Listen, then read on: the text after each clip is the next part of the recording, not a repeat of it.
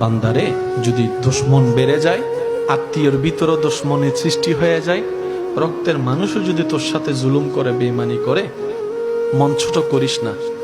তোদের জীবনের প্রতিটা ক্ষণে কিভাবে মোকাবেলা করবি সেটা প্র্যাকটিক্যাল শিখে নেওয়ার জন্যই আমি প্রত্যেকটা নবীকে এক একটা মুসিবত দিয়ে তোদের জন্য শিক্ষার ব্যবস্থা করে দিয়েছি। সুবহান। তোদের উপর যখন আপনরা বেশি কষ্ট দিবে, জুলুম করবে, ইউসুফ নবীর জীবনীটা একটু খেয়াল করিস। ইউসুফ নবীর জীবনীটা একটু খেয়াল করিস।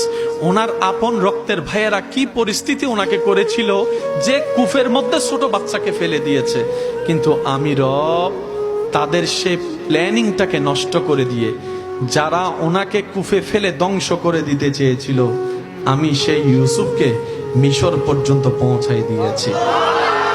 জগৎ ওনাকে অপরাধী ভেবে, অপরাধী মনে করে জেলখানায় বন্দি বানিয়েছে।